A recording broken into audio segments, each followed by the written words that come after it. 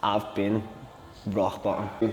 My life was a bit of a mess before that, before ShredFast. I was probably even more of a mess mentally. Openly, I used to smoke weed every day. So between getting up and hating work, coming home to smoke weed to try and just block the day out. And before you know it, you're just battling with all these demons. I struggled mentally. I used to have bad anxiety, jail, murder, drug abuse, alcohol abuse. I was racking up major debt. I was maxing out credit cards and stuff like that. But I was crying my eyes out at the time. I sat in my room sobbing. Like, things just started spiraling out of control. And I remember just hitting breaking point one day. Probably the first time I've considered taking my own life, to be honest.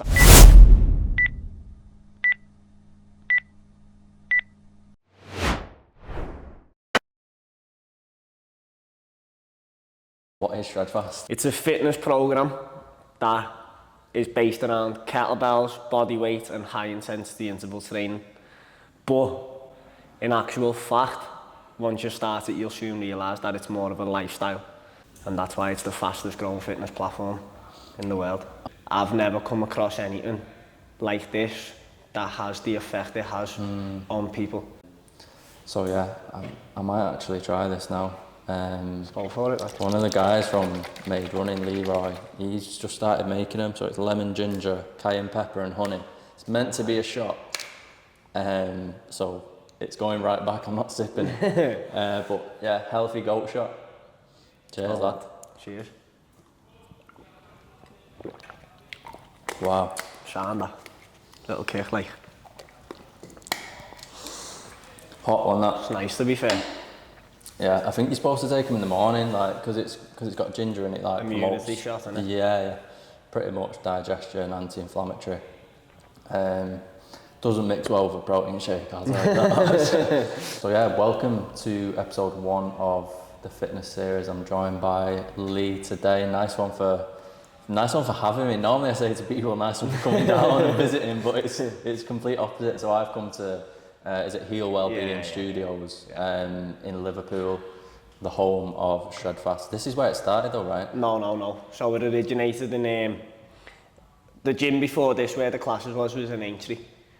So that was like the original ShredFast gym, if you like.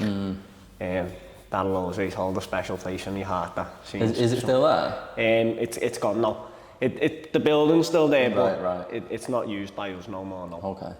So where is ShredFast? Because I know it's in Liverpool. I think Everywhere. I've seen it in Dubai. Everywhere. All over the world. In-person classes you can only get here in Liverpool and in Dubai. But obviously we started as an online fitness program, so anytime, anywhere, as we like to say, access the best workouts in the world. So what is ShredFast? Because I thought, because I've knew it from like quite a bit now, like I've seen it online, seen everyone doing it, seen people talk about it, but I've mentioned it recently to a few people. I'm like, oh, I'm doing this ShredFast class in Liverpool, and they're like, oh, what's that? So just for the people watching, what is ShredFast?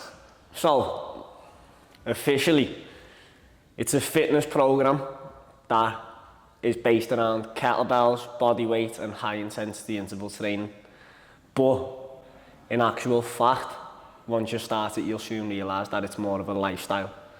It's more than a workout, and I think you could ask every single person who does it and they'd agree and tell you the same.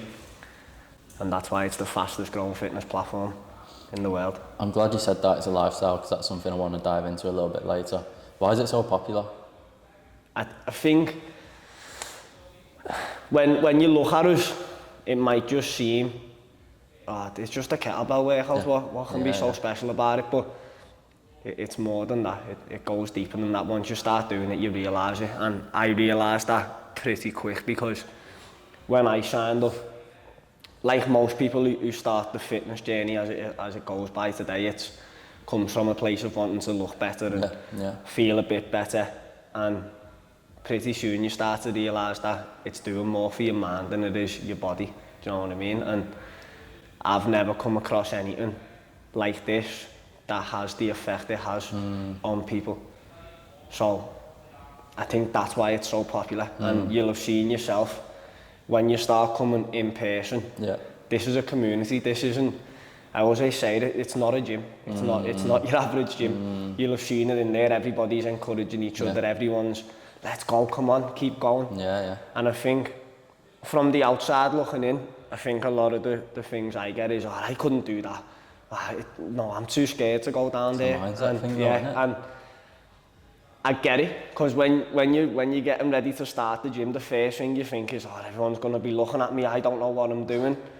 But when it comes to this, when it comes to ShredFast, the workouts are that challenging, that people just support each other. Like, people start and they say to me, I'm only using 4s or 6s. Yeah. And I'm like, don't worry about the weight you're using. No. My respect goes out to the person who's decided, I'm just going to start me. Yeah. Because you'll know yourself how hard them workouts are. Yeah, I can vouch for that actually. I think the energy in person is just different. Everyone's supporting each other, and I get that when people want to join the gym, they think, everyone's going to be watching me, everyone's going to be judging me. No one cares. Like, no. I promise you, no one cares. In there or in the gym, I've never thought. I get it as like a beginner thing where you think, everyone's looking at me, am I doing it right? I was doing exercises wrong in there. I'm not new to the gym, but I'm new to like kettlebell workouts. The guys were correcting me, just do this. No one was laughing at me and judging me, like, no. I can 100%. We all start somewhere, look. Yeah. I'm an instructor now, and I'd say, in terms of ShredFast, I operate at a pretty high level. But if you've seen where it started, you'd understand that. I like to say I am the example that anybody can do it, because when it comes to fitness, before I started doing this, I had zero experience. I didn't have a clue about fitness, I didn't have a clue about nutrition. You know, Coca noodles? Coca noodles, like the instant noodles. Oh, yeah. I used to eat the chicken ones of them and think like, that'll be enough protein. There's no protein. Absolutely zilch in there, but in my head it was just like my mate said I need to eat chicken to build muscle, so I'm just going to eat that. 100% carbs. Unbelievable. That's good actually, because I've seen your transformation and massive difference from... massive difference. Is that before you started that picture? Or as you started? That was going into my first ever ShredFast workout. Wow. So, seems like a while ago now that. But go on. I just remember, so before I signed up to that, my mate, like, we was going to Ibiza first time, and like my mates were like, we need to get in the gym. So I was like, sounds good to me. I didn't have the first clue. I just couldn't get to grips with it. The only thing I done in the gym was hurt my shoulders from trying to chest press. Boy, I'm feeling this. My head's gonna be sore in the morning. And like, my mates were flying, got in proper decent shape. And I remember just sitting there thinking, like, maybe I'm just not meant to be in shape. Maybe I don't have the genetics. Maybe I'm just meant to be like this. And I'd been following Luke's Instagram page for a while before the online platform come out. And I used to, you know, them little highlights on Instagram, he used to have one, and it was like transformations. And I always used to just click through them and be like, I'm going to be on there one day, me. Like, I'm going to be on there. And then the online fitness program come out, so I signed up straight away. And like, I couldn't do a single press up. Like, people say, I can't do press ups, me, and they'll get 10 out. But I couldn't do one. Like, I couldn't do one press up. So I signed up thinking, right, I'm going to hit this hard. Me open the first workout, 50 press ups to start. I was just scratching my head like, oh my God, what have I got myself into here? But if anything, it just taught me that, like, with perseverance and consistency, you can actually do anything. Yeah. On that though, because people watching, interested in ShredFast, maybe in your shoes back then thinking, no, I relate, I cannot do one press up. So if the workout says 50 press ups, what are we doing? You've just got to try and fail, man. You've just got to... Basically, I'll never forget the workout. It was in the early stages of the program. The workout every Saturday was the exact same, a 500 rep body weight challenge. And the first exercise was 50 press ups, and I remember I completed it in like 56 minutes, something like that. And it took me 20 of them minutes was probably just trying to get the press ups done.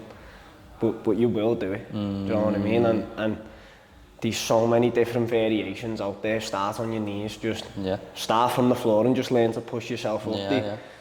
One thing I tell people is there's no such thing as can't, and you can do anything. And that's what ShredFast has taught me, and probably taught a lot of people who have coached and people who have been around. The workouts are that challenging, that when you start getting good at it, you do start to think like, hold on, when I started this, I didn't think I could do this at all. And now I'm half flying here. And then it relates to everything else. Just keep showing up. Don't be scared to fail. Don't be sat there waiting for the right time, because there is no right time. There never is a right time. Your brain is designed to just work through the most comfortable neural pathways. Yeah. So when you are like, I'm gonna start something new, your brain's like, whoa, I don't know about that. And you've just got to push past that, and eventually it'll start to develop and things start to click. It's like, now I'm starting to get back into me pad work with me mates, like a bit of combat stuff, and when I started that, I was awful at it. I'm getting there now, I'm nowhere near good. Footwork's still a mess, but I know I've got that mentality of, I'll just keep getting better. I'll just keep showing up. And you can translate that over into absolutely anything. That's a solid mindset to have. Yeah. Not many people have that.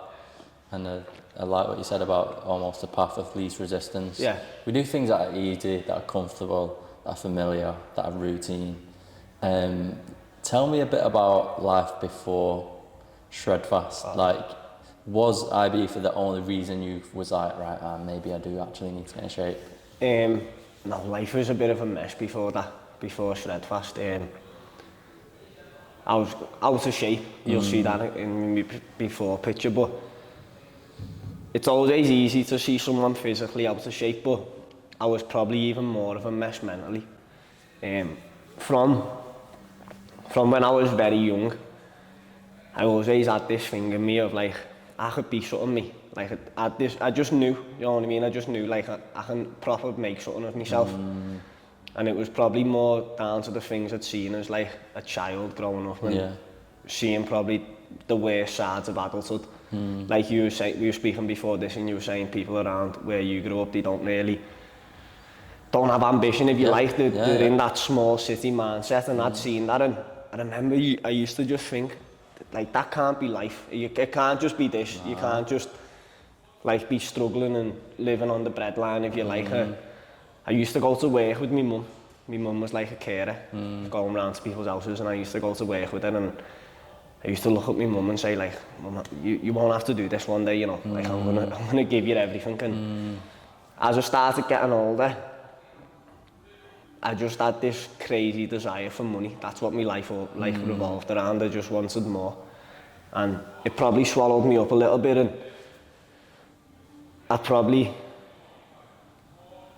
I chased it that much that I'd do things I didn't want to do. I'd just go from job to job. That pays more. And then I found a career, if you like, in data analysis. That's what I was before I'd done this, a data analyst. And I knew I hated it. From the very moment I got the job, I always relate back to people. I remember walking to work on my first day. I had like office shoes on, and I remember just looking down at them thinking, what am I doing here? This isn't me, this. But then, as life goes, you start getting pay rises, you start seeing results, and you're like, yeah, I'll just do this, me.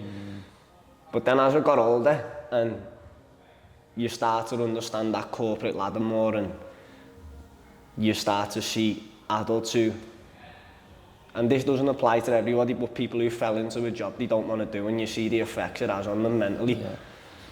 I remember it just started to bug me, it started to get me down, and most people know, because I speak about it openly, I used to smoke weed every day, like really heavily, and that started to affect on me, and things just started to accumulate really. So between getting up and hating work, coming home to smoke weed to try and just block the day out, and then things that are maybe traumatic from your past start to pop back into your head, and before you know it, you're just battling with all these demons, and things just started spiraling out of control, and I remember just hitting breaking point one day with me, and I was speaking to me mate, and I was like, lad, there's got to be more, you know what I mean? We can't just settle for this. And we started getting back in the gym, started relatively getting back in a bit of shape and stuff, and I started attending the classes in the old gym in Aintree. And we found a love for this really, for fitness, and was like, let's do our PT qualification, and started speaking to Luke and told him, and he just said, well, maybe if you keep doing what you're doing, maybe there's an opportunity, but don't know. That was it then. I was just like, I didn't hear maybe, I just heard opportunity, and I was like, this is me. I'm going to be in that team. I'm going to be on ShredFast. And Joe, the other instructor, Joe's probably the first instructor in the team, used to just case him, just be down and say, Joe, just 1,000,001 questions. But Joe rated it because it reminded of him really, and he put a word in with Luke, and long story short, things just started happening, and I'll never forget the day, to be honest, George. Like, I was in the changing rooms with them, we just recorded the workout, and he was like, get on this post I'm going to put up now. And just like the be all and end all of the post was like, Lee's going to be a new instructor on the team. Wow. I remember that feeling, like, couldn't believe it. I was driving home, was nearly crying, lad, because it's like, wow, like, I've actually done it, do you know what I mean? Something that I've set out to do, I've done. I was meant to be on a team meeting in my normal job that day. Bailed that, lad, didn't go in. Logged on my laptop at about 11 o'clock, work started at 8 o'clock, lad, logged on at 11 o'clock, rang my manager and just went, I'm quitting me. Said, I'm done. Like, I'm going to leave at the end of February, this was in the January, this. Lad, if you ask anybody, I would have sounded like a nutter because, like, I had a house to pay for, I was providing for my partner, I had a little girl at the time, a little boy on the way, and I was just like, nah, I just backed myself, I'll go for it, quit my job, and the rest is history. Lad. I'd like to say it's starting to work out now. I love that risk taking and backing yourself in your own words. You get to know me, I'm the most impulsive person ever, and it's a good thing and a bad thing. But I'll always back myself to make stuff happen. No risk, no reward though, no, right? That's People, they want safety, but they also want entrepreneurship, or they want the highest rewards, and it's like, you can't have both. You've got to take the risk. Some people are built for safety. Like that, some people, that's what they were meant for, and it's not a bad thing. If you don't have to be the crazy risk taker. If you do like comfort, and that makes you, like, I've spoke to people and they said, I just enjoy my 9-5 because I've got structure. I know that I don't have to do anything on a weekend. I know that I'm here, and I know at the end of every month I get this much, and I'm happy with that, and all power to you. That's fantastic, because more than anything, it's not about like, well, I've achieved this, I've done that. The most important thing is happiness, lad. And if you've got that with what you're doing, don't switch it up, don't change something that's working. Keep that happiness and protect it. Like I've said before, if you can put food on the table, you can pay your bills, and you can look after your family, you're winning. You're winning, man, because some people would kill just for that. So I think in society nowadays, it's like, you should have this, you should be doing that. I'm 23 and I own 6 houses. Like, so what, lad? Someone out there doesn't. You know what I mean? Someone out there just wants the rent paid. So don't put them down, because they're grinding just as hard as you. Might not have the same results, but don't diminish what they're doing. Yeah. It's hard to, excuse me, in this day and age as well, it's hard to be happy with what you got, which is pretty much what you just said, because of everyone else. Keeping up with the Joneses, innit? The social media, everyone's always got the best stuff and got stuff going on.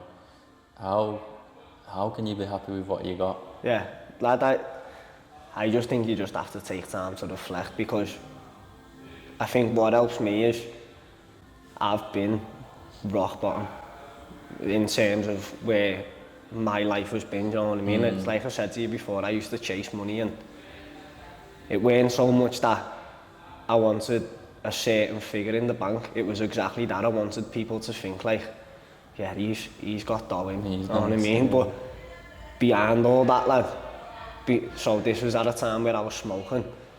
I'd always have like designer t-shirts on when I was going out. I'd wear them once and be like, nah, I'm not wearing that again, I'll just buy another one.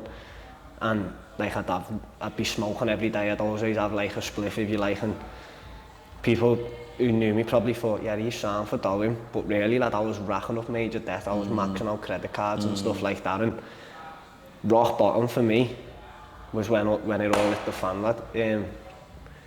So, maxed out credit cards, no money in my bank.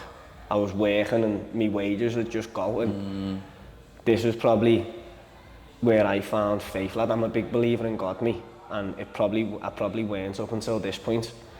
And I remember sitting there one day, and I was just looking at my phone, I was looking at how much I owed on my credit card. I was opening my bank and I was just seeing I had no dough now. I can laugh about it now because I'm not in that place no more, but I was crying my eyes out at the time. I'd sat in my room sobbing. And that's probably the first time I've considered taking my own life, to be honest. That was proper rock bottom for me. That was like peak mental health issues. And then the first time I ever spoke to God, and I was like, I just need a sign that life will get better here. And 3 weeks later, I found out I was having my little girl, and that was like, that was full 360 for me. That was life changing. And life didn't change in that moment. It's not just like, boom, yeah, sign now, all that's gone. I still battle with them demons every day, and that's why I do this, because it keeps it at arm's length. But through times like that, no matter how hard times get, no matter how much I feel like I should be doing more, it brings me back down to earth, knowing like you're so far away from that person who you was, you know what I mean? And I think that's something everybody could take a little bit from, no matter when you wake up and you're having one of them days where you're like, oh, I wish I had more, I wish I was doing more, I wish I had this, I wish I had that. Just take a look back to a time when you was really struggling. And one thing that helps me is writing stuff like that down, writing about them times, because you can go back on it. I've got notepads in ours that go back years and years and years, and sometimes I'll open them and I'll be like, you know what, you're doing all right. I'm smiling because you remind me of me in a way, because we were talking about faith there, and never ever been religious. And I wouldn't say I'm religious now, but through in my difficult moments, like you say, at your rock bottom, like all you can do is trust it gets better. Yeah.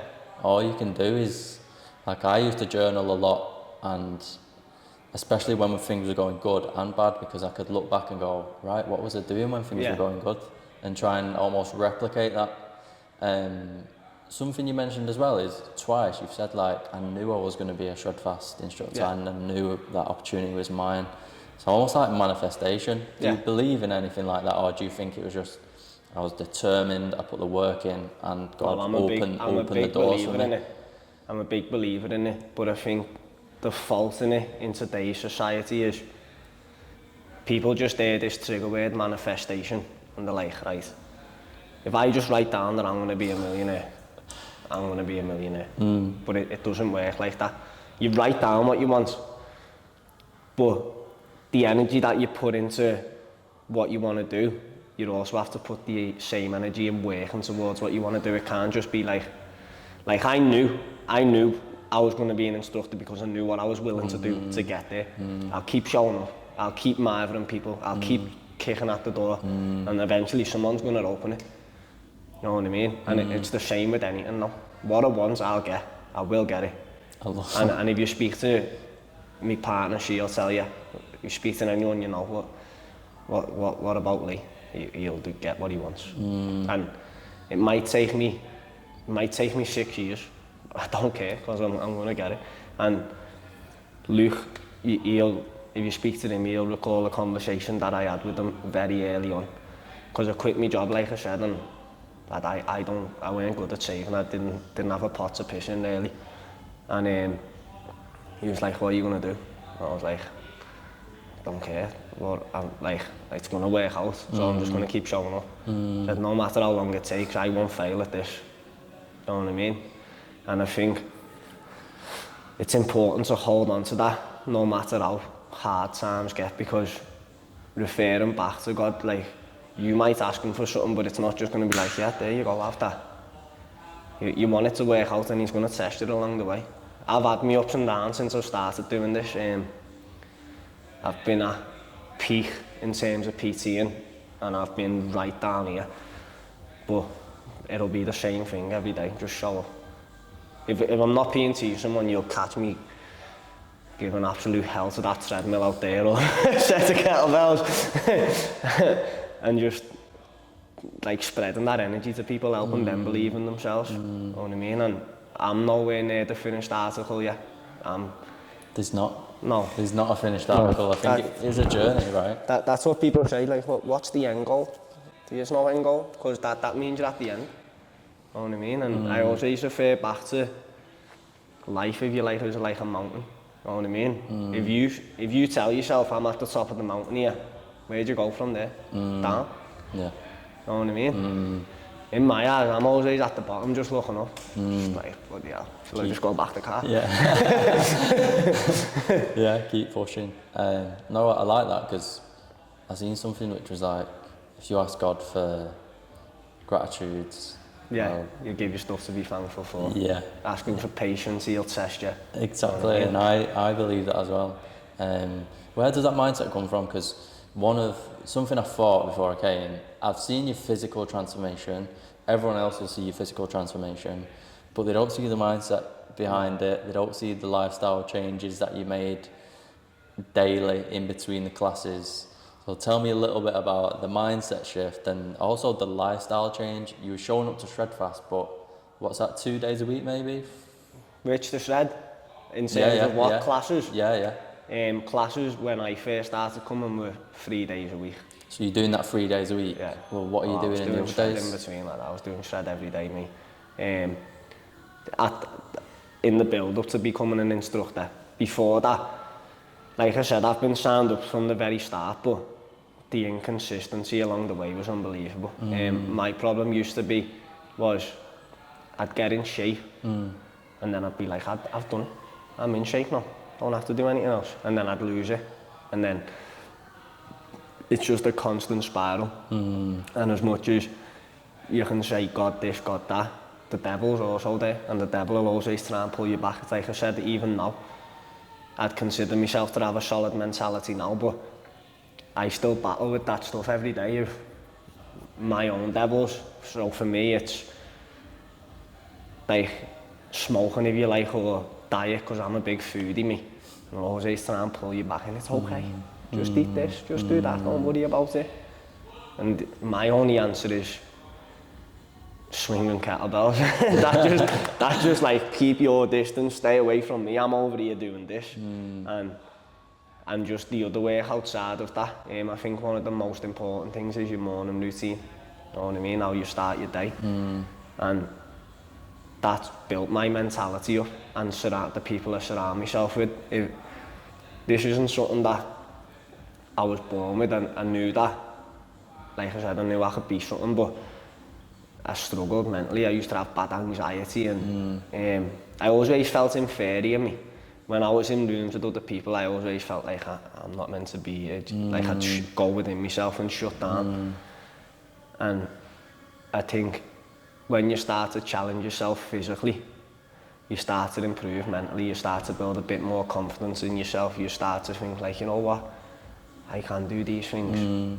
And the more you show up, the more you keep showing up, the more it'll improve. Because at one point, I was so mentally weak, it was unbelievable. There'd be stuff that I didn't want to do, and I'd just say yeah, because I didn't want to let someone down, or didn't want to be called boring, or I didn't want to do this, I didn't want to do that, but I'd be there. And now, the funny thing I do now, and maybe this will help someone, when it comes to like social events now, like I'm saying, where I used to just agree to stuff and I didn't want to do it, I just say point blank no now. To everything, my answer's just nah, I'm not doing that. But I might still come, and at least I'm not letting nobody down. So people say to me, oh, you're so unsociable, but it's just like, nah, I don't want to let you down, so if I say no, and I change my mind, you know what I mean, I'll be there. But I tell people, I'll think about it. Yeah. Because it's easy to get caught up in, yeah, I'll come, and then it's like, oh, I do want to be there. I'm trying to change, I'm trying to be a better person, maybe you're trying to stop drinking, whatever it is, you don't want to smoke, but you say yes to going and chilling with people, or you want to go out. And it's like, I know when I put myself in them environments, the cues are going to be there, I'm going to be tempted to do these things, and it's like, if you say I'll think about it, you're probably going to get called boring. Yeah, that's it. and I think I probably went off a bit of a tandem there and didn't give you a proper answer to your question. I think the most important thing about building a solid mentality is keeping your word to yourself, you know. So when you go back to all them things there, you end up doing stuff you don't want to do. You break that word with yourself, and anyone who trains on your hands, you'll know about these calluses here. I say you built the same thing on your mind. When you break a promise to yourself, and there's no real consequence, you know what I mean? No one's come in and been like, blah, blah, blah, or you build the calluses in your mind that it's okay to let yourself down, and it's not, you know, it's honestly not. It's the worst thing you can do, because you become unreliable to yourself. And one of the worst traits anybody could have is unreliability. Because eventually, and I've spoke about this before, nobody takes you serious. People used to laugh at me when I'd say stuff. Like I'd say, nah, I'm not gonna smoke no more. Even my own ma would be like, whatever, shut up. An hour later I'm smoking. Wait, if you got this far, you must be enjoying the conversation. Make sure to hit the like button and press subscribe to show your support. Back to the episode. Breaking that word with myself. So now, when I say I'm going to do something, no matter how small it is, I'll do it, you know what I mean? And it helps me with everything. My alarm goes off and I'm like, just stay in bed. And then my mind's just like, no, get up now, it's time to work. So, therefore, that, if I could give one piece of advice, start sticking to your word. Not negotiating with yourself. No. I used to, funny, we were talking about journaling and writing stuff down. I used to, literally to do this, I'd I'd make a promise to myself every day. I'd write it down, come back at the end of the day, I've done it, green, tick it off. And you can see, as over time, as they build up, it's like, wow, I do have this confidence and you know what? now. You know the best way to do that is start with the simplest of stuff. If you drink coffee every day, just write, I promise I'm going to have a coffee today, because you know you're going to do it. And then you tick it off, and then the next day just write, I promise I'm going to get up when my alarm goes off. And then before you know it, you'll be promising yourself that you're climbing Everest, and you'll probably go and do it, do you know what I mean? Yeah, no, it is. It accumulates over time, and it's the same in reverse. So when you said there's no consequence to not keeping promises to yourself, there's not instantly, and it's not visible. Over time, they accumulate, and it's that death by 1,000 cuts. Yeah. You don't notice it at first. In 5 years, you think, fuck. Shouldn't have done that. Should have just, why didn't I do them things? Yeah. So as the positive stuff snowballs, I think so does the negative. Yeah. And before you know it, funny enough, a taxi driver gave me this bit of advice once. If you know me, I don't drive, so taxis are my best friend. And I remember him saying to me clear as day, I remember this conversation, I was probably about 23 at the time. He was like, what are you doing tonight, lad? It's like a Friday, you know what I mean? You going out? Like, I said, I don't really drink me, you know, mate, but I'll have a little drink, I'll probably just do that. And he just went to me, shouldn't smoke that weed, you know what he said. Because one day you sat on your couch at 23, and the next minute you're 27 and you're still doing the same thing, and you're wondering where all that time went. And it's so true. Because I'm 27 now, and I'm doing a little bit for myself. I'm probably in a proper good place right now. And I think about how quick that time's gone. You know what I mean? And you'll realise that in anything. If you go on YouTube and look at a song you like and it says this come out 15 years ago, you think, oh wow, 15 years. You know what I mean? And that's how quick life can go, just like that. Yeah. I do know a lot of people though, which what you're explaining is they've got a bad habit, whether it's smoking or whatever, and they've been doing it for 10 years. Yeah. And I don't want to sit on here and judge people, but like, because I've been there myself. Lad, look, let me just say there, you know, like them bad habits, it's not, and this is one thing I've come to learn, and the sooner you can accept this, the sooner you can start to kick it. It's not the substance, it's not the alcohol, it's not the telly, whatever that bad habit is, it's not that fault, it's your fault. You know what I mean? It's you who's choosing to smoke it every day, it's you who's choosing to drink every weekend, it's you who's choosing to watch Netflix when you've got stuff to do. So don't ever put the blame on what you call on the habit, if you like, put the blame on yourself. But a lot of people like to outsource that responsibility because then who's at fault? Oh, the weed's at fault, the alcohol's at fault. Yeah. They're not at fault, but you know, even people close to me do it, and they probably think I judge them, and maybe I do, but at the same time, I want what's best for you. Yeah. I don't want to see you sit there and smoke for the next 5 years and not do nothing with your life. And it's not judgment from, alright, I'm better than you, because I don't do that. It's judgments from, I know the effect that's having on you, and I know how good you could feel if you just didn't do it. Because, like, do you think if you went to Snoop Dogg and said, you should stop smoking that, you'd be like, shut up. 'Cause he's high functioning, that he's doing what he needs to do, he's making a living, he's done well for himself. It's part of his brand now. That's what I mean. So that's when you start to realise it's not the substance fault, it's my fault. And I think if you can just relate that back to everything, I do that now. If someone says like, I've offended them, even if I don't feel like I have, I'm just like, yeah, look, I'm sorry. I'm sorry that you was made to feel that way. Because at the end of the day, just because it might not have affected you, it doesn't mean it doesn't affect them. And the sooner you just take responsibility for everything, even if it might not be your fault, just say it is, and you can start to correct it then. Big words. And I think the biggest pusher of that mentality is Jocko Willink. If you're familiar with him, you just say, yeah, it's my fault. And another one I love from is it's okay. Because it is, no matter how bad it is, just say, look, it's okay. Like, my girlfriend, she said like, what about this, what about that? And I'm just like, it's alright, sort it out. And she's just looking at me like, he's nothing. But going to that, we're quite logical, whereas women are emotional. Yeah, and be careful what you say. Cut this out. But yeah, did you learn some of them, like, did you get a better mentality from listening to other people like that? Yeah, definitely. And probably the first person I ever started to listen to is Luke. And I've openly said that before. He's probably the first, to be honest, like male figure in my life I've looked to and thought, like, that's it, that's like, that's how I need to, that's someone I can be like, do you know what I mean? Do you think that was more relatable and achievable because is he from round? Yeah.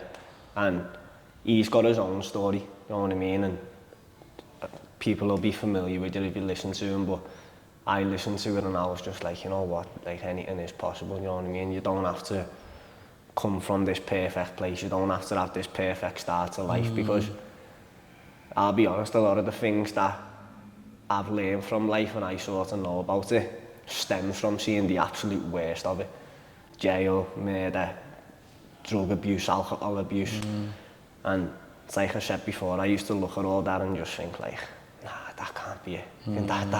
That can't be normality, you know what I mean? These people out there with like mansions and cars and just going on holidays and stuff like that. I said, that surely that, like, anybody can get to that, do you know what I mean? And why not me? At the end of the day, materials, they're not important, but whether you like it or not, it shows that, you know what, you've done something with yourself there. And that's the most important thing, because when it all comes to an end, you get 80 years if you're lucky.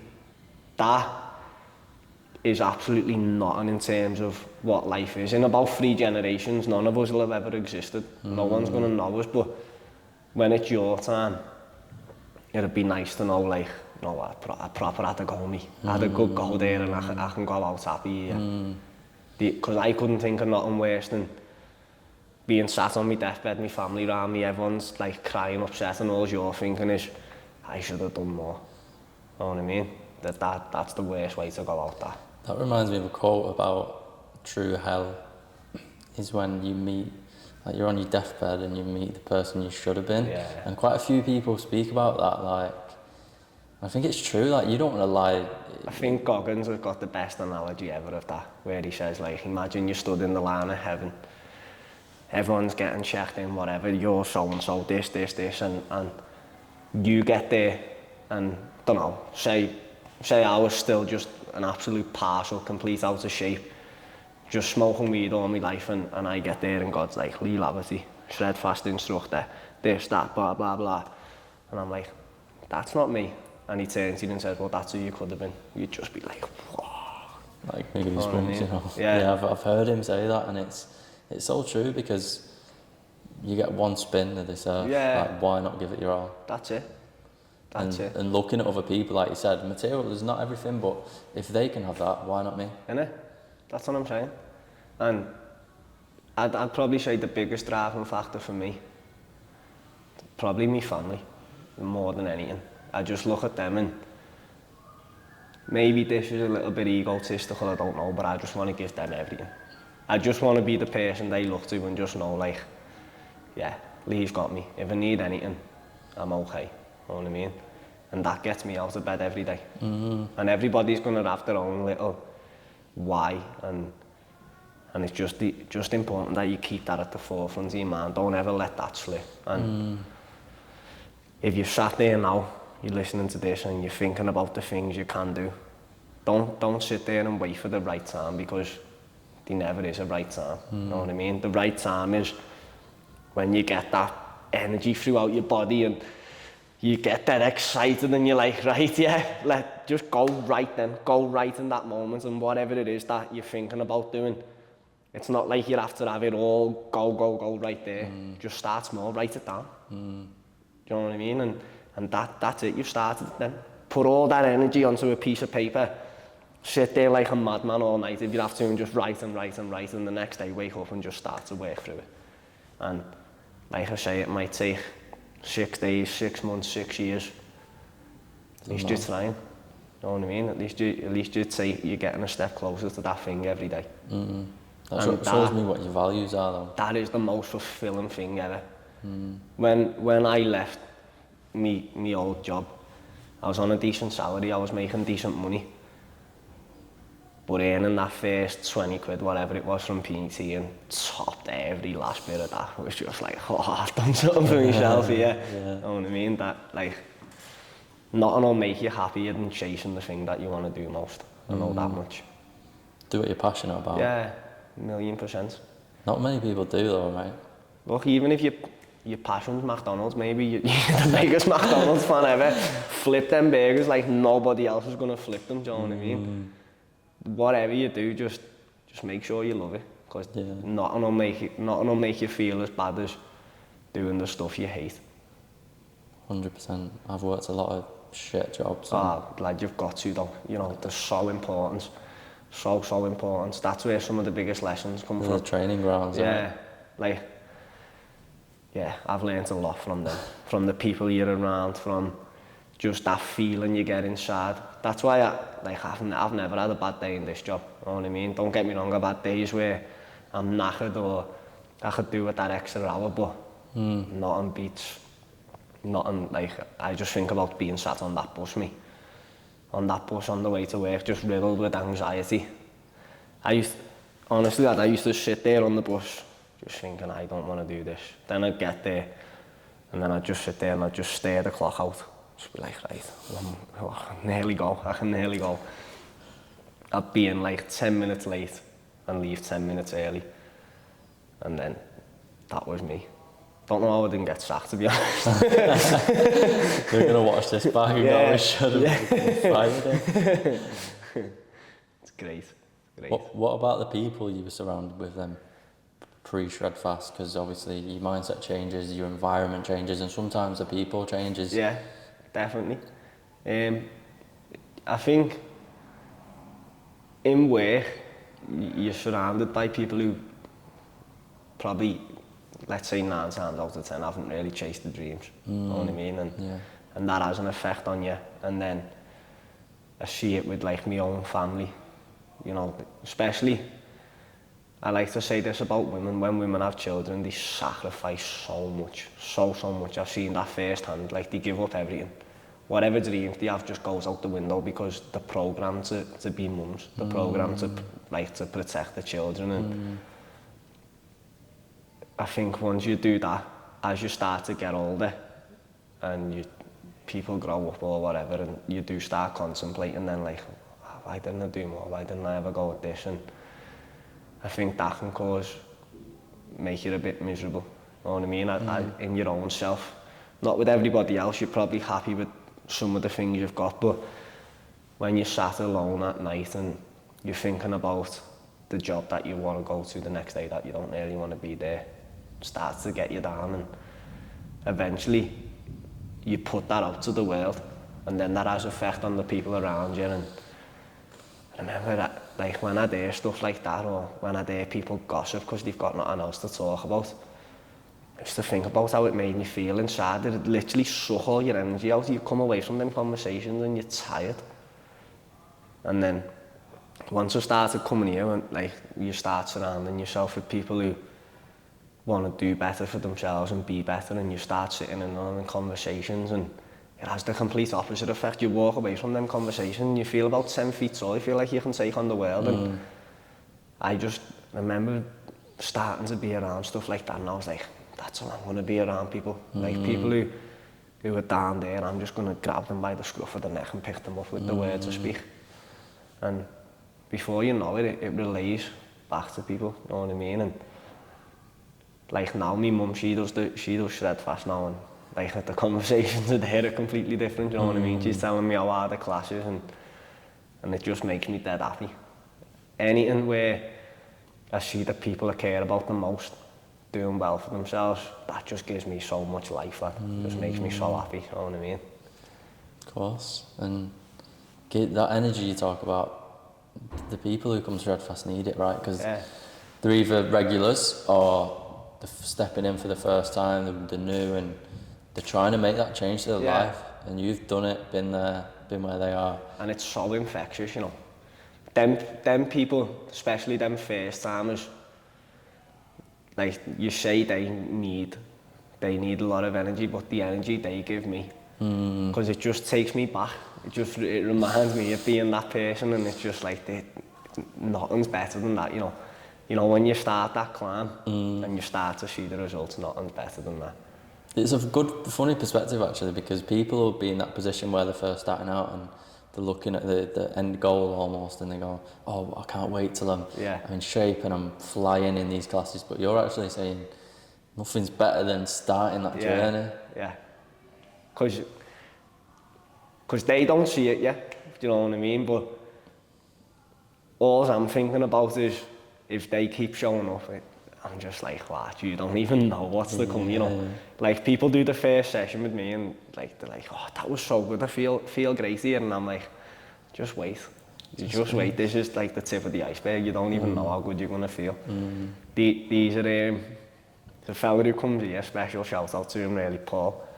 Whether he watches this or not, I don't know, but like, from the moment Paul walked through the doors, I was just drawn to him, don't know why. And I just remember him sat there, and in that moment he was the most miserable man you'd ever meet, but deep down I just felt something, you know what I mean? And ever since, I've just been on Paul's case, bad, so hard, and he like, if you ask someone about me, he'll probably say I'm a tit, to be honest. But like, deep down we've got a proper good bond, and I see him now and he's starting to make proper progress, and he'll try and downplay it, he'll try and, oh, whatever mate, blah, blah, blah, blah, but deep down he knows he's winning. And people like him just give me so much life, so much life. And do you get a lot of feedback in terms of the people come up to you after a class and say, you know, obviously they probably say that was tough, loved that, I'm feeling good, but the people say, like, maybe pull you to the side and go, like, you actually changed my life a little bit, you know? Yeah, listen, I've had all them things said to me before, and like, it's so fulfilling to hear, honestly, because for me, getting into this, obviously everybody needs to make money, everybody wants to make money, but the answer will always remain the same, and you can ask anybody this. My goal is just to help people, and it's the same with the rest of the team. And I think that reflection, especially the online program, because it's the most value for money in terms of fitness on the market, and that's because the goal is to help as many people as possible. What we achieve along the way in terms of monetary gain and reputation, if you like, big bonus, and it's, like I said, it's a reflection of how good we are, but most importantly, it's to make a positive impact on the world, and I think that is the biggest sense of achievement anybody can have. I taught class, it It was on Tuesday, I think, Tuesday just gone. And one of the lads come up to me and he went, think how many people's day you've just made better. And I was just like, you know what, that, like, it's so true. You know what I mean? If you can do that, you're winning. You know what I mean? And then I always encourage people, go and spread that to other people. Go and tell someone else to have a boss day. It's like, if you ask me, how's your day? The answer is always the same, absolutely fantastic. Because I just want you to feel that, you know what I mean? And then I want you to go on and tell somebody, you know what, my day's been boss. And then they tell the next person, and they tell the next person. Where did the mindset shift come from? Because you said you used to chase money, and now you're like, actually, what really fulfills me is spreading positive energy, making people's days, changing people's lives. Because lad, like I said, I chased money, and what happened, it ran away from me. I ended up with none. I was dead broke, lad. And I was just chasing, and you chase anything, it runs away. Yeah. Do you know what I mean? And eventually, once I got into this, I was like, you know what, obviously I want to make money, but I don't really care about that too much. I just want people to experience what I've experienced. And a lot of the people who I take on as clients are drawn to me, I think, because they see my own story, and they're probably in the same position, and like making them feel better, that just does it for me. And I think that's where the mindset shift come from. And when you do start to make money, that you appreciate it a lot more. I used to just spend that money because I didn't appreciate it. I didn't like my job, so I didn't care. And I also knew that at the end of the day, it'll still be there at the end of the month. So let's just blitz all this though and try and make ourselves happier with materials. Doesn't work. That's a void you'll never fill. And I think I've heard people speak about it before, like they get a big house and after a bit it's just where you live. You know what I mean? There's like a good quote, and it's like someone said, like, it's like a guy says to somebody, boss, that you've got a Bentley, like, can't believe I'd love to have a Bentley. And that guy answers with, like, costs so much to run though. Do you know what I mean? Because it's a void that he can't fill. To him, it's just his car. So somebody else is there just like, whoa. You know what I mean? So when it comes to materials and money and that, just forget about that. Just think about making an impact on people's lives. And Stop. Please don't tell me you're watching without subscribing. Don't be that guy. Hit that subscribe button to show your support. Back to the episode. I feel like the better you make people feel, the better you feel. And the better you feel, the more things that are drawn to you. And the energy exchange in today's society is money. So even without chasing it, it'll naturally be drawn to you because you feel good, and what you're doing to make other people feel good. That's well more important, doing positive things. Yeah. And I had this conversation with Steve, funnily enough, and he said he used to chase material things, and now all he's bothered about is making someone's day better. Yeah. And if that's one person, then he's happy with that. And I said, the people who do all the positive stuff consistently and put that energy out actually end up reaping the biggest rewards. Yeah. And it's exactly what you're saying. And the reward in today's society is money. Yeah. Because, and I'd imagine thousands of years ago, it was probably gold, stuff like that. Do you know what I mean? Wouldn't mind a bit of gold. Yeah, tell me about it. And then, because you don't, what I've found personally is because you're not chasing that money, when you do get it, it's easier to just to put it away and like start saving, if you like. And the more you can do them things, the more you start saving, the more money's then drawn to you. Yeah. Because you're secure, you don't worry about it. And I'm by no means financially free or whatever, but I know that, you know what, I'm okay here. And when you start to feel like that, it's not something you're stressing about, oh, what about my bills, or we need shopping, or I need petrol, or I need this, and you just start to feel, especially for men out there, I feel like it's a testosterone booster, and you start to feel more like, you know, the man. You start to walk with your chest a bit higher, and when you start doing them things, good things start to happen. And that doesn't mean you've got to be egotistical about it. It's just And the most important thing, more than anything, is to be grateful for it all. Good or bad, the amount of times that I thank God every day is unbelievable. Just for the smallest things. Like I walked in the changing rooms before and I've got a pair of sliders on here, this is what I come out the house in. Walked in the changes and I realised I'd left a pair of trainers here and I was just like, thank you God. Do you know what I mean? And it's just little things like that, and I think whether you're faithful, religious or not, you believe in God or not, whatever you do believe in, just show as much gratitude as possible towards that thing, because that's the most powerful emotion in the world. The more you can be grateful, the more that good things will happen. And as soon as you lose that gratitude, things will start getting taken away from you. 100%. Boss, I think that's a good time to move on to the next section. So before we jump into the kind of fun section that we're going to do, I've introduced something which is really a segment about what you're struggling with. And as we said about social media, you see all the highlights, everyone's doing amazing, you're the only one who's struggling. Yeah. That's what it seems like. Yeah. So I want to introduce this. I'm going to go first. I'm going to say something I'm struggling with, and it might not be something you're struggling with now, it might be something you've previously struggled with, but I think it just makes it more real, and people go, actually, I look at them, they look like they've got it all together, but actually, not true. So something I'm struggling with, and struggled with a while, is comparing myself to people. Yeah. I see people, better cars, better this, better that, watches, whatever it is, and I go, why not me? Yeah. And even though I know I shouldn't compare myself to people, I should compare myself to myself and focus on me getting better and put that energy into it. It's so hard not to do it when I'm on socials and I see people with all these things. So yeah, that's kind of what I'm struggling with right now. So, before I tell you what I'm struggling with, the question I'd pose to you is, what would your advice be to the person who compares themselves to you? Because... Don't. Do you know what I mean? Yeah, of course. Because there's someone out there who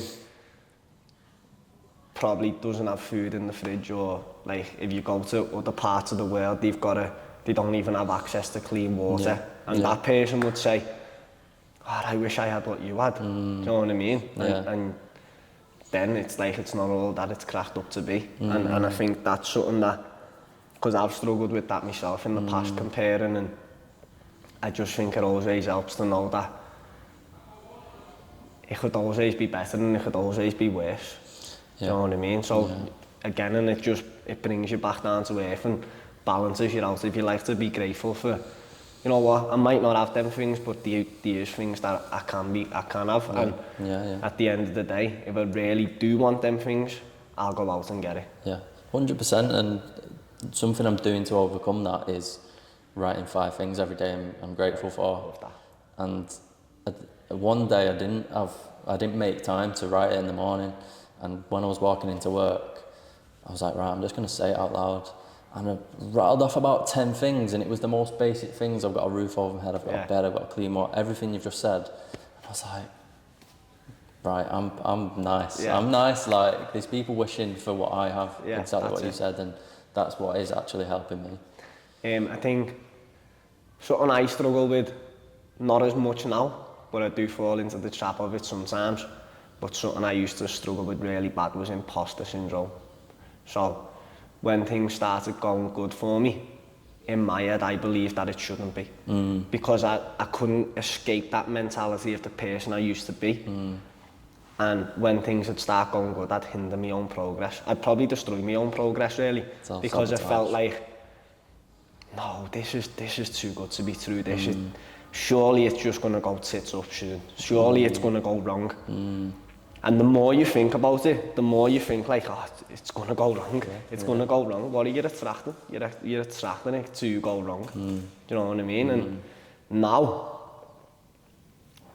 like, not even from an ego place, but when things are going well, I just believe like, it's going well because I've put the work in, and I'll continue to put the work in, and I'll keep going. And I keep a little bit of me mind on, things are going good, and I'll focus on that.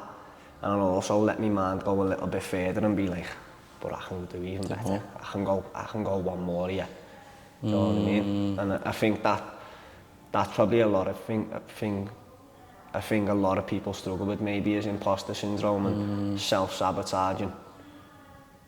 And it's hard to be aware of it. I think with self-sabotage, something I heard someone say was, oh, you know, I didn't believe I was deserving and I was self-sabotaging because I had this imposter syndrome. And what they started doing was writing down or even reading out all the things they've done to get to this position. Because it's no accident. It's never an accident. No. You have stuff like lotteries and stuff, that's luck. Do you know what I mean? And if you have got to somewhere that you haven't done the work for, eventually you'll be found out for it. And you'll stumble along the way. Like if you get a proper decent job but you've lied on your CV, eventually you're gonna get found out. So that is what it is. But if you've truly done the work to get to where you want to be, then you can take confidence in it. Do you know what I mean? And the more, like you're saying there, you do reinforce them things, then you will start to believe. Yeah, no, I believe that wholeheartedly. Like, I believe you can't skip steps. I believe you get what you deserve, whatever that is. And a small example of this is I was packing my bag last night for all the podcast stuff, and I had the little mics that you seen on here, and I'd lost one of the things that go over the mic, and I thought, oh, gutted.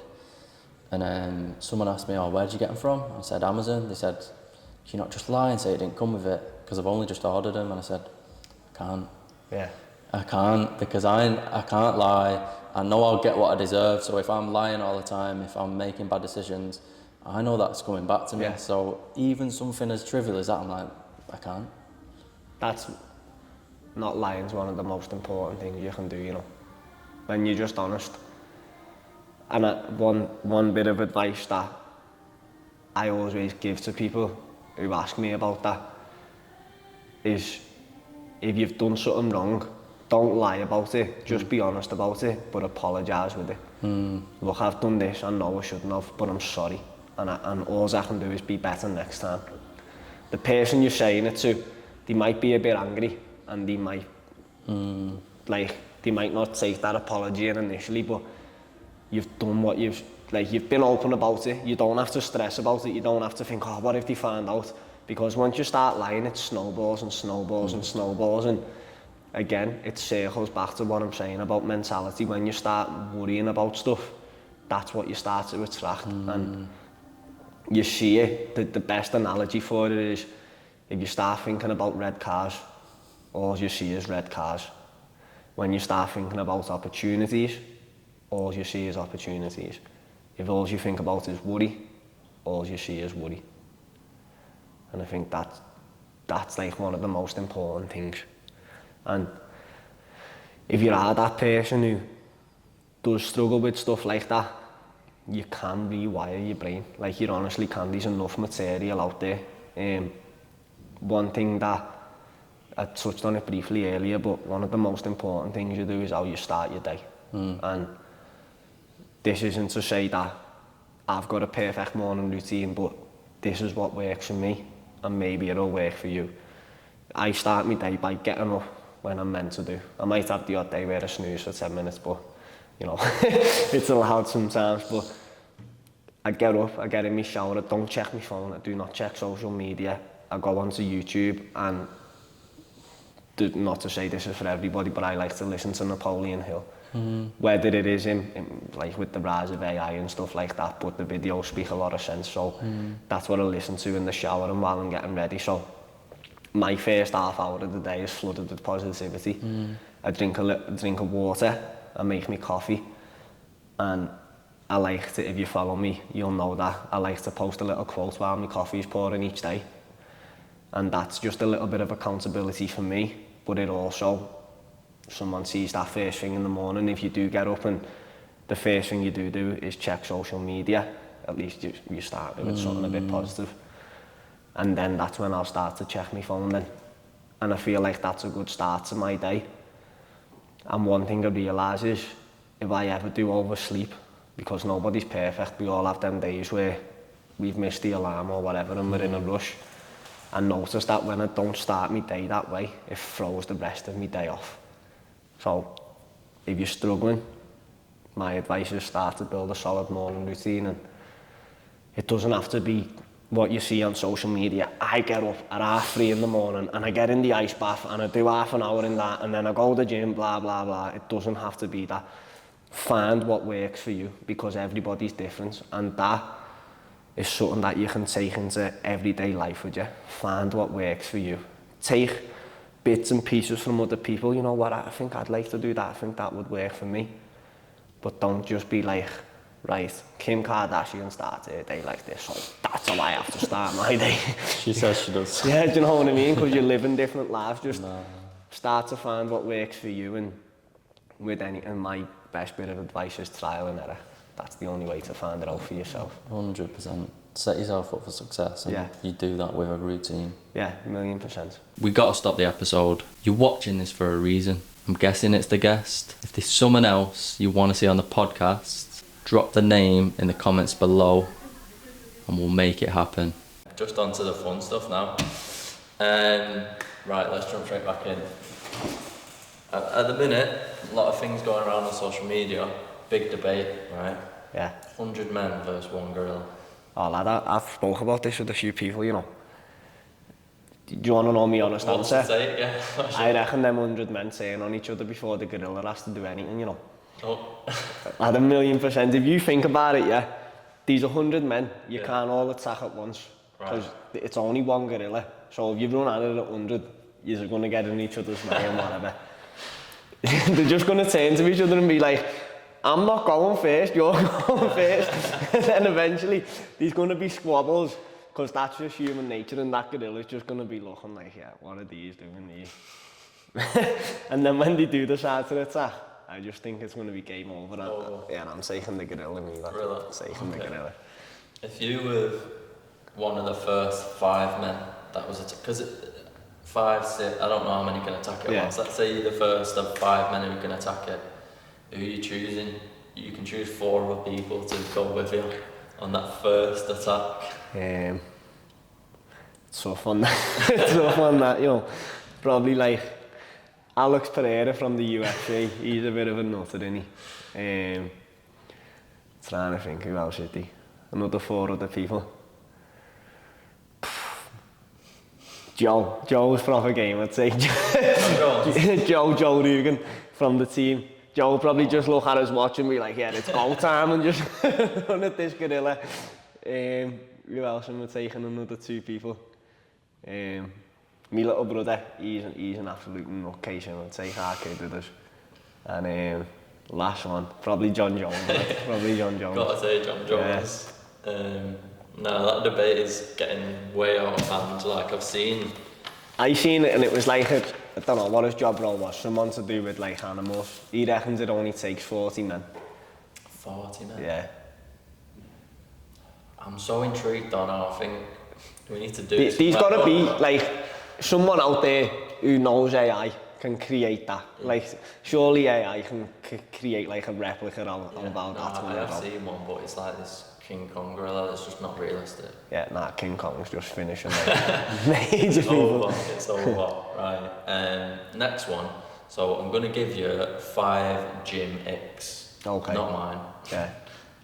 So things I've seen online. And you've got to blindly rank them 1 to 5. Go on. So you don't know what's coming next. So I give you one and you've got to rank it. Okay. 1 to 5. Let's go. Never putting your equipment back. 5. Okay.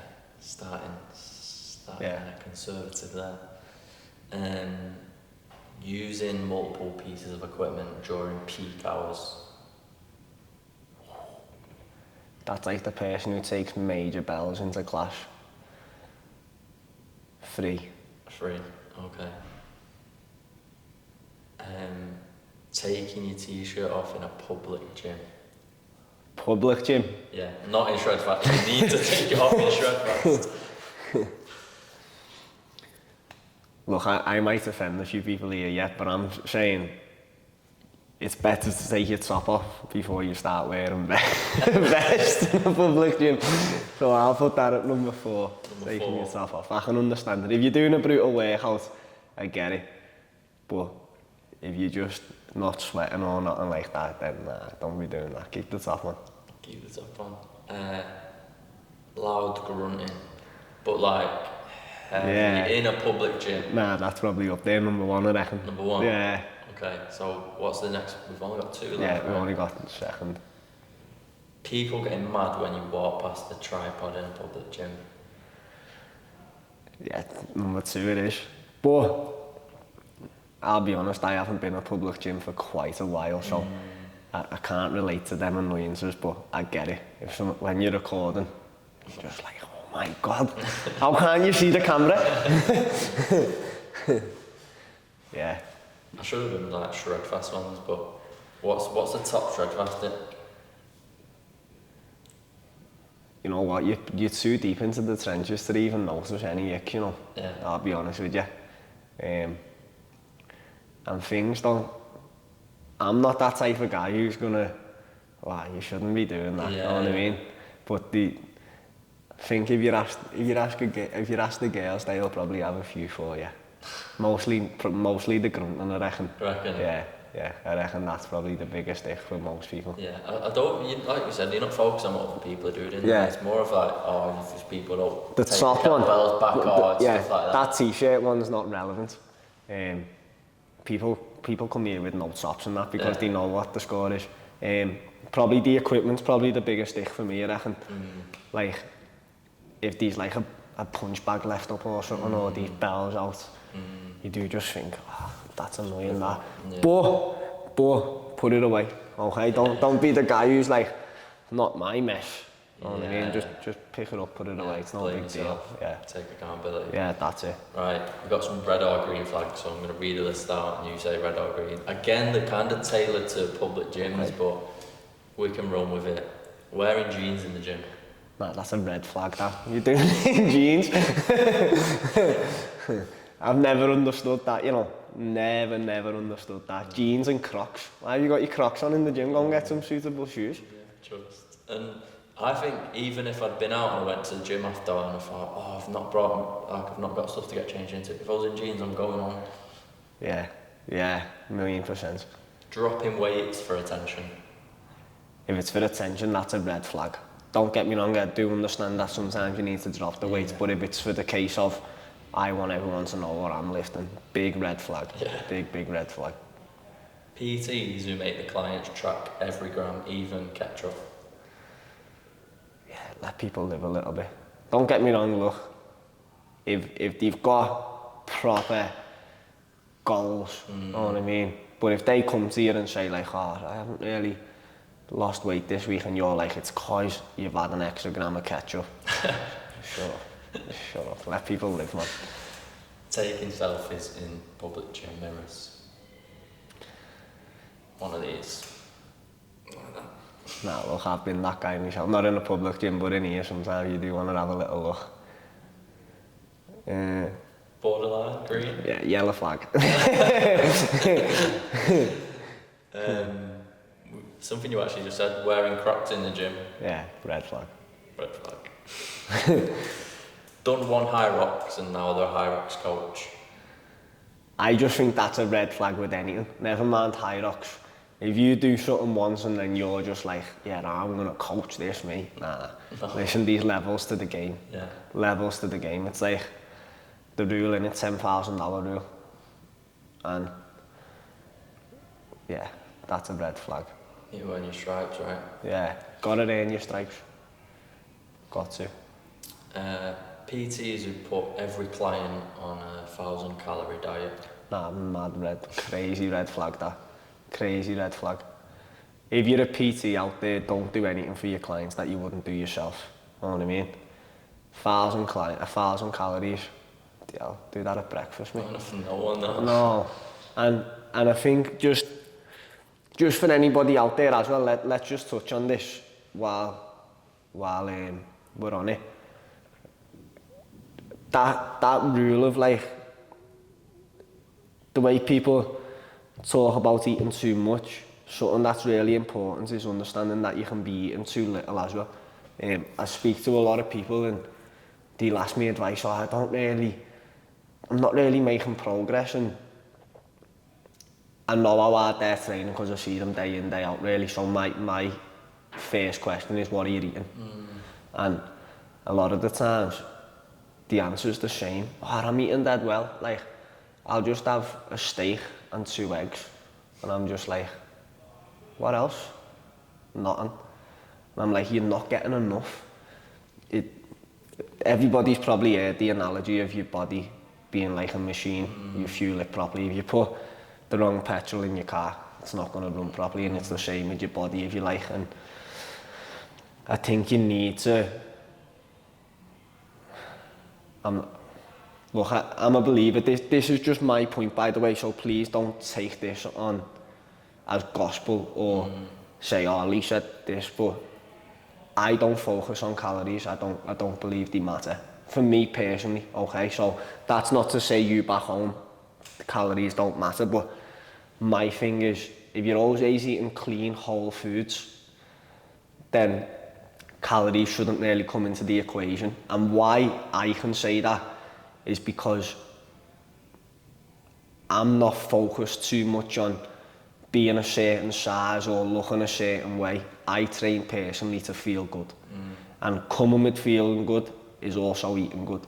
So my diet is mainly clean, whole foods, fruits, vegetables, lean proteins, and a small amount of carbs, usually rice, sweet potatoes and oats. I just put it down to them 3 things, and by eating like that, I know that I'm gonna feel good, and by feeling good, I'll also look good because of the things I'm putting in my body, and I'm giving my body enough things to get the right nutrients, absorb the right things,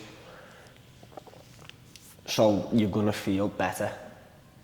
So I'm not a calorie counter, but if you are, you need to be focusing on getting enough in just as much as you're focusing on not putting too much in.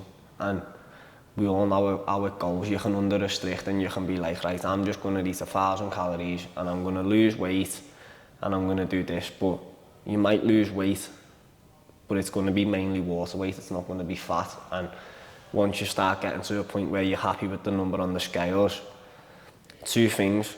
Chances are you're probably going to be skinny fat. Probably going to look slim, but you're not going to be toned. And 2, as soon as you start eating again normally, you're just going to balloon back up. So sustainability is key. Find what works for you. Find the right amount of calories, which gives you the right amount of micronutrients, and go from there. I just wanted to touch on that because that's something that's very important. Yeah, for sure. And focus on fueling your body, which is a better relationship than going weigh this weight. I understand that you do have to weigh stuff when you're trying to dial in and achieve specific That's goals. what I mean. So calorie deficits for losing weight and calorie surpluses for gaining weight are very logical, very, very logical. I'm just speaking from my own point of view and a person who doesn't count calories and what works for me. So please don't walk away from this and being like, yeah, calories don't matter, I can eat and do what I want. But don't just hyper-fixate on the amount of calories that's going on your body. More fixate on the nutrients and the things you're giving your machine to run. 100%. Last one, people who think rest days are for the weak. No, definitely a red flag. And it is a red flag because rest days are not for the weak. Rest days are just as important as your training days, because that's where recovery happens. Recovery comes with muscle growth, etc., etc. But my advice is, if it works for you, do it, but I don't have a designated rest day. For me, it's not like, oh, Sunday's my rest day. Sometimes I'll go 2 weeks on the bounce just continuously training.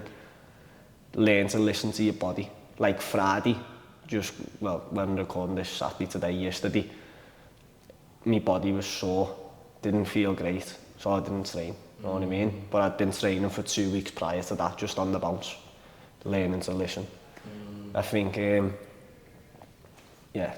it's not for the weak, definitely not for the weak, but you are a bit weak if you know that you could have trained that day and you just choose to have a rest. Getting in tune with your body is so important. Yeah. Right? And like I said, you don't have to have a specific day where you go, right, I rest on these days, but knowing, right, I know what my body needs today, it's rest, and then 100% rest.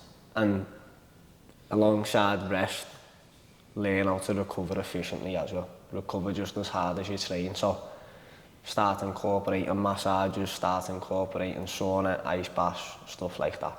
All that stuff plays a big, massive part in your fitness journey. That's something I'm learning now.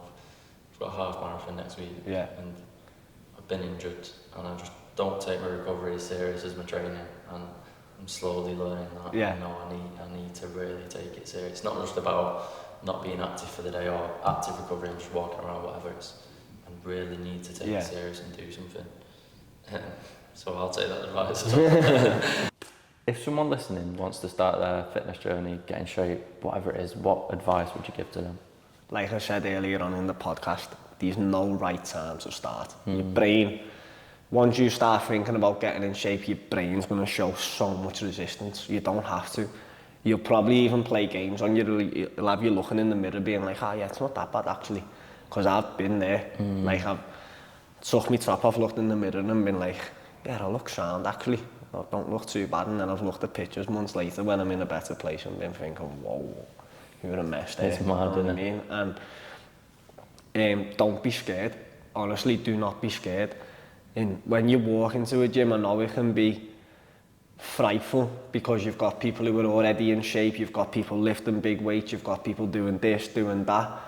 But it's important to understand that everybody is there to get better. You know what I mean? And if you go into a public gym, you might get that little egomaniac who walks around thinking he's better than everybody and like give you a funny look, but don't let that person stop you. You know what I mean? And if you're a complete novice and you don't have a clue what you're doing, invest in a coach. Like honestly, I know at the time a personal trainer might seem expensive but you're paying for somebody's knowledge, and in what they'll give you back in terms of what you've paid for is absolutely priceless. Because one thing that I tell my clients is, even if they don't decide to carry on, what you're going to get from this is going to set you up for the rest of your life that you can take with you. So that small expense that you've paid is going to pay dividends in the long term, and you'll never waste money that's been spent on investing in yourself, especially when it comes to your health. And that's one thing I say to people now, like, investing in your health is money well spent, and I do that myself now. People with me shopping and stuff like that, that's one thing I don't bend on when it comes to my food shop. I'll spend money on it because I'm investing in my health, and what you get out, what you put in, you get back out. 100%. If someone's nervous about coming to ShredFast, what advice have you got for them? Just come, honestly, just come, and it's easy for me I can sit here and tell you that it's the best place in the world and everybody's going to support you, but you might not take that on board, and the only thing you can do is come experience it for yourself, because it is exactly that. I'm not lying to you, I'm not trying to sell you a dream. You come into this gym, it's going to make you feel better, you're going to live better, you're going to do better, and eventually you'll become a better person from it. And by saying this, obviously I work here, but I'm not getting no monetary gain. I'm not being paid to say these things. I'm saying it from a place of experience. I've watched myself and I've watched countless other people completely transform their lives through the power of ShredFast. So whether it's during the gym, whether it's signing up and online, give us a chance during the movement, and the chances are you'll stay stuck to it, because all we're trying to do is good. And I think the biggest misconception of especially this place as opposed to anything else, and some people are related to the online and whatever it is, people say we're like a cult. And if you do think it's a cult that anybody's welcome to join. And if helping people better their lives and improve themselves is a cult, call me Charles Manson, because I'm not going. You know what I'm saying? Yeah. But yeah, look, if you're thinking about signing up, you're unsure where to start, drop me a message, drop any of the team a message, and we'll be sure to help you.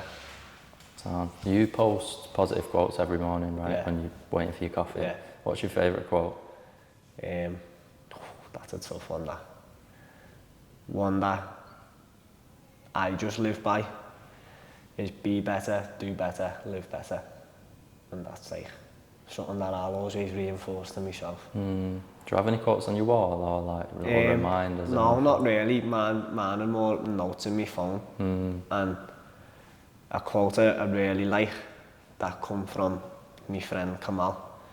Don't settle for mediocrity.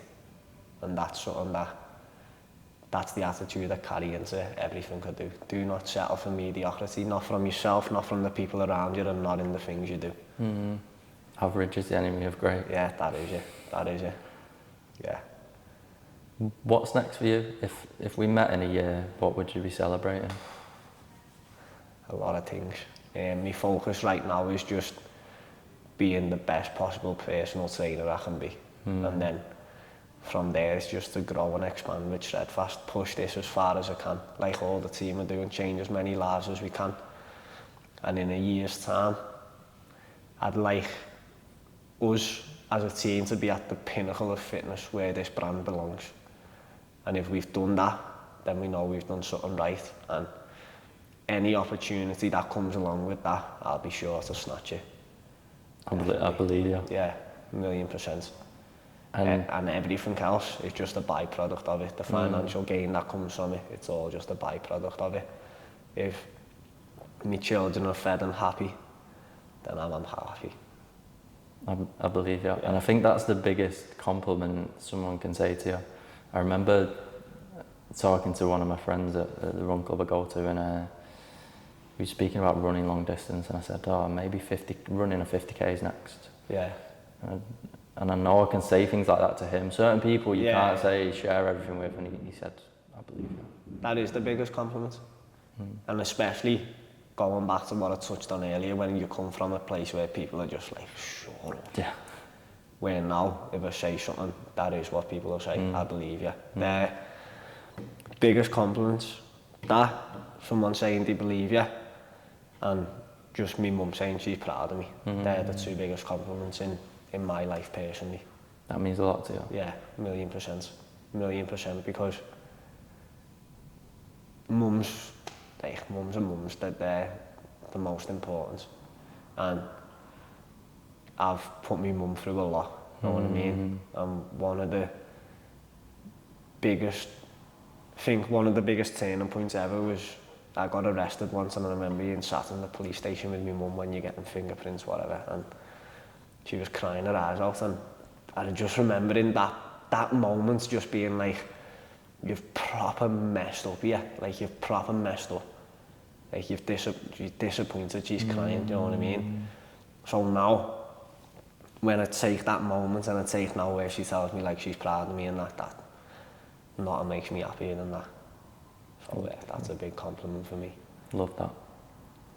Lastly, who's one person you'd recommend to have on the podcast? You can give me multiple, but I generally say if one sticks out.